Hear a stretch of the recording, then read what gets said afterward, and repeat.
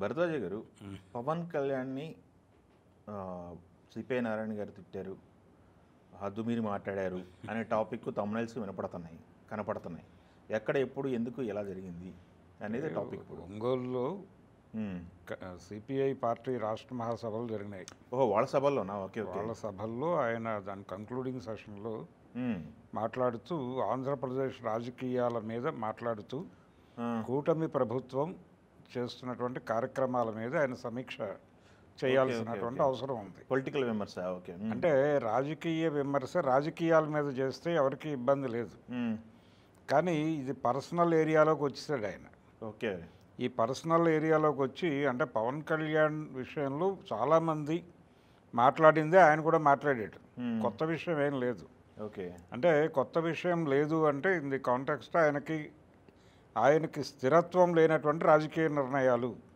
ఇది రామ్ గోపాల్ వర్మ గారు కొన్ని వందల సార్లు చెప్పాడు గౌరవప్రదంగా. ఆయన ఇన్కన్సిస్టెన్సీ అనే పదం వాడుతూ వచ్చాడు పవన్ కళ్యాణ్ గురించి మాట్లాడాల్సిన ప్రతి సందర్భంలోనూ. అంటే విమర్శ గౌరవప్రదంగా ఉండాలి, ఏదైనా అంతే. అలా కాకుండా దూషణలోకి వెళ్ళి ఆయన ఏ ఎండకా గొడుగు పడతాడు అన్నా తప్పులేదు, కానీ ఈయన ఇంకొంచెం దూకుడుగా వెళ్ళి తరచూ జగన్మోహన్ రెడ్డి గారు ఎన్నికల సభల్లో మాట్లాడేవాడు. ఏది? పెళ్ళిళ్ళ ప్రస్తావన. ఆ పెళ్ళిళ్ళ ప్రస్తావన ఈయన కూడా తీసుకొచ్చాడు. అంటే సనాతన ధర్మంలో ఇలా పెళ్ళిళ్ళు చేసుకోవాలని ఉందా? నువ్వు తెల్లారలేస్తే సనాతన ధర్మం అంటావు.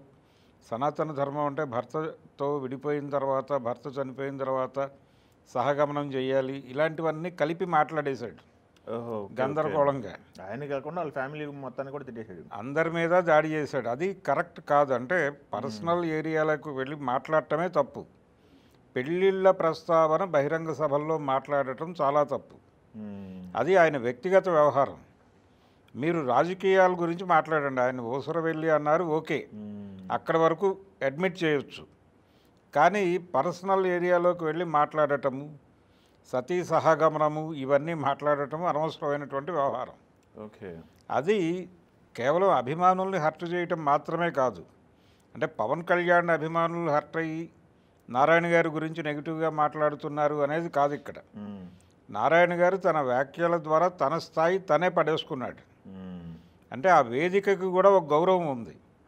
సిపిఐ వేదికకి ఒక గౌరవం ఉంది. ఆ గౌరవానికి భంగకరమైనటువంటి వ్యాఖ్యలు అక్కడ చేయకూడదు. ఓకే. అంటే మీరు ఏ విమర్శ చేసినా గౌరవప్రదంగా చేయండి. పైగా ఆయన 2019లో జరిగినటువంటి ఎన్నికల్లో సిపిఐతో కలిసి ప్రయాణించాడు. ఎవరు? పవన్ కళ్యాణ్. అంతకుముందు ఆయన బీజేపీతోనే ట్రావెల్ చేశాడు 2014లో. 19తో మీతో కలిశాడు.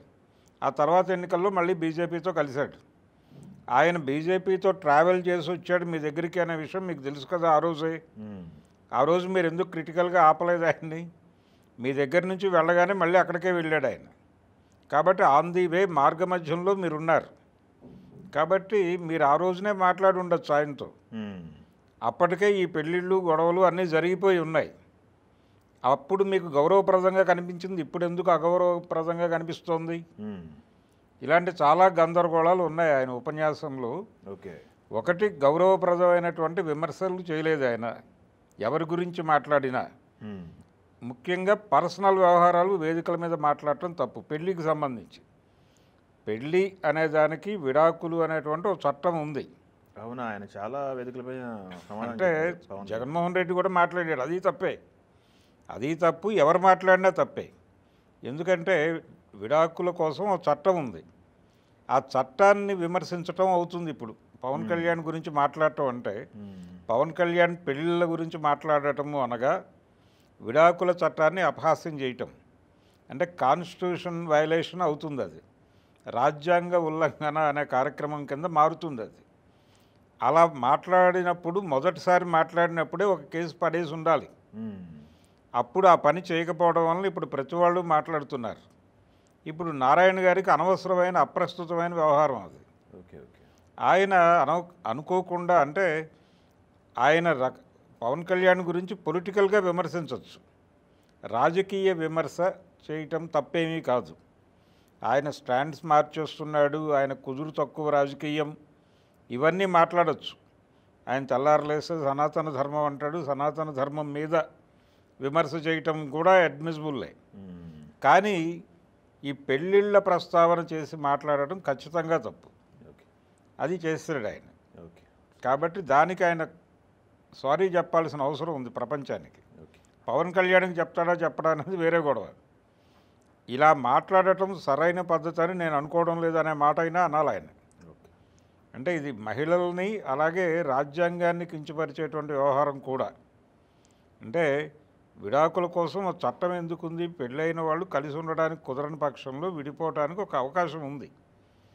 ఆ ప్రయాణంలో ఆయన 3 పెళ్ళిళ్ళు చేసుకున్నాడు. ఆయనే చెప్పుకున్నాడు ఒక వేదిక మీద, నేను ప్రయాణించే పరిస్థితి ఉంటే వాళ్ళతో ట్రావెల్ అయ్యేవాడిని కదా, కాలేని పరిస్థితుల్లోనే కదా, నేను లీగల్గానే వెళ్ళాను కదా అని మాట్లాడుకున్నాడు.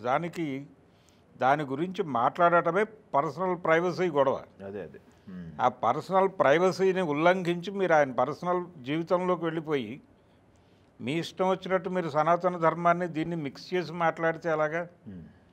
సనాతన ధర్మం గురించి విడిగా మాట్లాడండి, ఆయన రాజకీయాల గురించి మాట్లాడండి, అంతవరకే. పెళ్ళిళ్ళని సనాతన ధర్మాన్ని మిక్స్ చేసి ఒకే గాట కట్టి మాట్లాడటం, ఈ సతీ సహగమనాలు ఇవన్నీ పట్టుకొచ్చి మాట్లాడటం, ఇలాంటివి ఖచ్చితంగా తప్పే.